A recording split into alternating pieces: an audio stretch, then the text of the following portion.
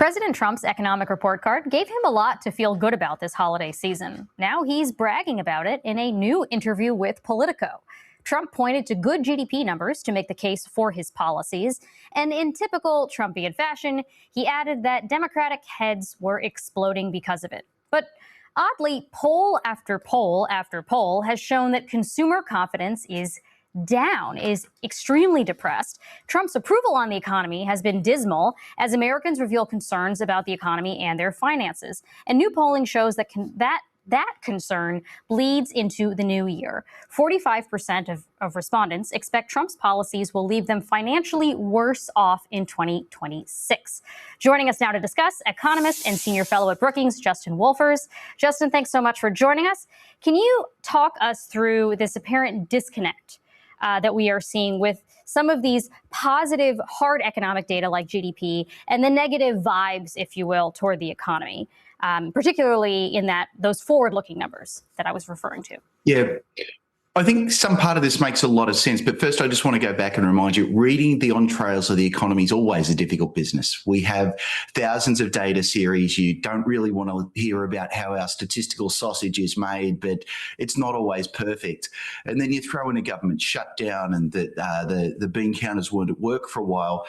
The positive numbers that the President keeps talking about are actually for the third quarter of 2025. You and I are about to start celebrating 2026 any day now. Then he's talking about one quarter. So there's one quarter and one measure that looks very strong. Pan back a little bit. Look at another measure, GDI. It's meant to measure the same thing, much less strong. Look at over a longer time horizon. GDP was actually falling in the first part of the year. And then come back and look at the stuff that really matters to people. Can you find a job? Can you get a raise? Can you find a job? Well, that one's possibly been going backwards over the last few months. It may be that we've actually lost jobs since Liberation Day. So a lot of it is just Trump's spin. The reality is muddy but not great. The president finds the one fleck, the one sparkle in there, and that's all he wants to talk about. Justin, can you explain the huge jump in corporate profits? Corporate profits went up about $166 billion as compared to the previous quarter. It was something like $6.8 billion. So people are spending a lot of money. How is that money getting distributed in the economy? Or is it a good thing? Or what's happening here? Mate, I love that. You just asked me about line 43 from the National Income and Product Accounts. There's not many people who are that far into the weeds. It's incredible. Let me come back, though, which is these are early estimates of numbers that we actually shouldn't take particularly seriously. I suspect what's in the background of your question, that number that you just described could get revised away anytime soon. I suspect that what's in the background of your question is the economy growing, and is it growing in a way that's really yielding fruit for all Americans? And there, I think that, there's a good argument that it's not, but it's less about the underlying reality of the economy and a lot more actually about policy. Think about it. Tariffs take a bigger chunk of the paycheck of low-income people than high-income people.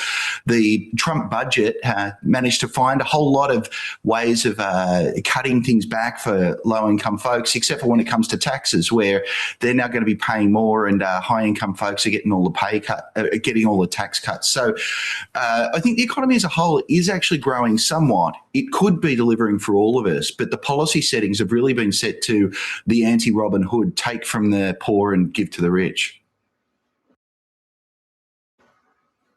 Yeah, so Justin, I wanted to play for you what Philip Bump said, and talked about the impact of. I'll read for you. It wasn't a soundbite, but basically he says beef is one of the categories that's seen the highest price increases since January. Some of the other largest increases are costs of the tax preparation, the price of jewelry, and the price of audio equipment and coffee. The prices of those items serve as a reminder of another way in which Trump is poorly positioned to talk about tackling inflation. Some of these surges in costs are directly downstream from the tariffs imposed on imports. My question to you is about the messaging around the economy, because it seemed to have been something that was an Achilles heel for the Biden administration. They struggled messaging around it. And I'm wondering if you see a similarity with how the Trump administration is incapable of or struggling to message around a self-inflicted wound because of the tariffs that he imposed. Mate, I'm the last person on earth you want to ask about messaging. I'm a PhD economist who's semi-autistic. I'm not very good at looking people in the eye and figuring out what they want to hear. But even I understand that saying to people that affordability is a democratic hoax is an utterly absurd way of feeling their pain. Look, the reality is that everyone who's watching TV right now knows the feeling that when you go into the store, you're looking at the price tags, you're thinking about your paycheck, you're thinking about what you'd have to go without. We're always just doing math when we're in the store. That math it's a visceral thing, it's a painful thing. And when your paycheck can't go as far as it once did, that hurts, and you feel that you're not getting the rewards that you deserve. So even despite the fact that I'm a nerdy economist, even I go through that feeling too. And, the president might be one of about 17 people in America who walks into a store and just points at the things he wants and doesn't look at the price tag. And if there's any way of really reinforcing that, I reckon it's probably deciding now's the moment to also coat the Oval Office in gold and knock over the East Wing at the same time as calling affordability a hoax.